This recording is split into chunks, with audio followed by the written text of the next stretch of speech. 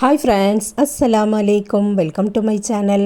இன்றைக்கி நம்ம சேனலில் நன்னாரி சிரப் வீட்டிலையே எப்படி பண்ணலான்னு பார்க்க போகிறோம். இந்த நன்னாரி சிரப்புக்கு முக்கியமாக தேவைப்படக்கூடியது நன்னாரி வேர். இது நாட்டு மருந்து கடைகளில் கிடைக்கும். நன்னாரி வேர் பார்த்திங்கன்னா இப்படி தான் இருக்கும். அதில் லைட்டாக ஒரு வாசமும் வரும். இதை வாங்கி நம்ம நல்லா வாஷ் பண்ணி காய போட்டு எடுத்து வச்சுக்கிட்டோம்னா, நீங்கள் ஹாட் வாட்டர் குடிக்கிறதா இருந்தால் கூட இதை கொஞ்சமாக போட்டு நம்ம டெய்லி குடிக்கலாம். இது ரொம்பவுமே நல்லது. நன்னாரி சர்பத் அப்படின்னு கடைகளில் விற்கிது. அதில் பார்த்திங்கன்னா நல்ல ஃபுட் கலர், அதுக்கப்புறம் அது கெட்டு போகாமல் இருக்கிறதுக்கு ப்ரெசர்வேட்டிவ்ஸ் எல்லாம் ஆட் பண்ணி தான் கொண்டுட்டு வருவாங்க. இந்த நன்னாரி வேரை வாங்கிட்டு நம்மளே சிரப் ரெடி பண்ணலாம். அதைத்தான் நம்ம இந்த வீடியோவில் பார்க்க போகிறோம். இது பார்த்திங்கன்னா 100 கிராம் இருக்குது. இதில் நான் பாதி தான் எடுக்க போகிறேன். 50 கிராம் போல் நம்மளுக்கு போதும். இதை இப்போது நல்லா வாஷ் பண்ணிடலாம். 1/2 லிட்டர் சிரப்புக்கு நான் 50 கிராம் நன்னாரி எடுத்திருக்கேன். இப்போது நல்லா வாஷ் பண்ணிவிட்டு வந்தாச்சு. இனி இதை ஒரு மிக்சர் ஜாரில் போட்டு நல்லா உடைச்சிட்டு வந்துடலாம். இந்த அளவுக்கு பொடி பொடியாக உடைச்சாலே போதும்.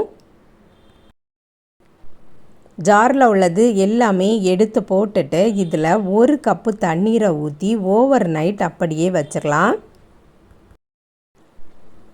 ஊற்றினோடனே பார்த்திங்கனாலே நல்ல ஒரு கலராட்டு இருக்குது. இதை ஓவர் நைட் அப்படியே விட்டுறணும். அப்படி விடும்போது நல்ல ஊறி கிடைக்கும்.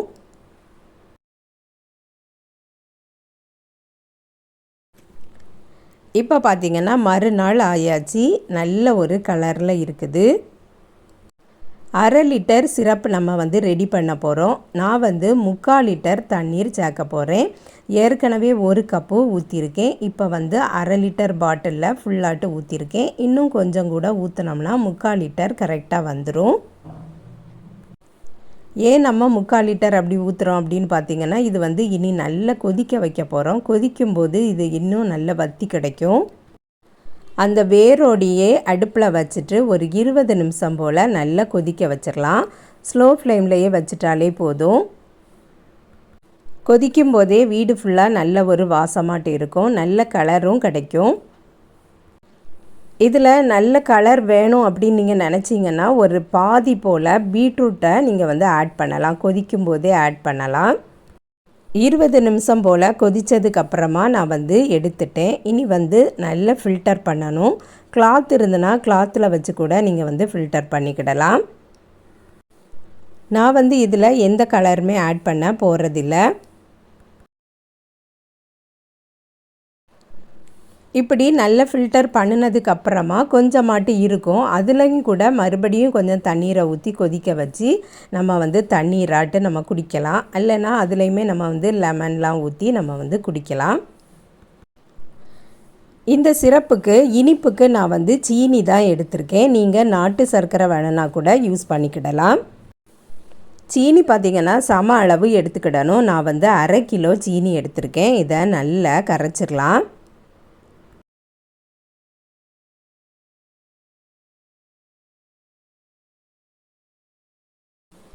சீனி போட்டதுக்கப்புறமா மறுபடியும் அடுப்பில் வச்சு காய்ச்சணும்.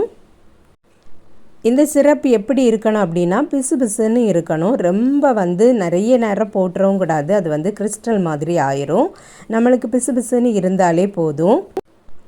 நிறைய நாள் வைக்க போகிறோம் அப்படின்னா இதில் கொஞ்சமாட்டு பாதி அளவு போல் லெமன் ஜூஸை ஆட் பண்ணலாம். ஃபைனலாக ஆட் பண்ணணும். நம்ம நிறைய நாள் வைக்க போகிறதில்ல. அதனால் நான் லெமன் ஜூஸ்லாம் ஆட் பண்ணலை. இப்போ பார்த்திங்கன்னா போட்டு 20 நிமிஷம் போல் ஆயாச்சு. இந்த கன்சிஸ்டன்சியே போதும். இதை ஆற விடும்போது இன்னும் கொஞ்சம் கூட திக்காட்டு மாறும். ஃபஸ்ட்டு பார்க்கும்போது தண்ணீராட்டு இருக்கும். இப்போ பார்த்திங்கன்னா கொஞ்சம் கெட்டியாட்டு இருக்கும். இதுவே போதும். இன்னும் நல்ல திக்காட்டு மாறணும் அப்படின்னு நினச்சிங்கன்னா இனி ஒரு 1/4 கிலோ கூட சீனி ஆட் பண்ணணும். நல்லா ஆறுனதுக்கப்புறமா ஒரு பாட்டிலில் ஊற்றி ஸ்டோர் பண்ணி வச்சிடலாம். இதை வெளியில் வச்சாலே போதும், கெட்டே போகாது. ஊற்றும் போதே உங்களுக்கு தெரியும் சிரப்பு நம்ம ஊற்றும் போது எப்படி இருக்குமோ அப்படி தான் இருக்குது.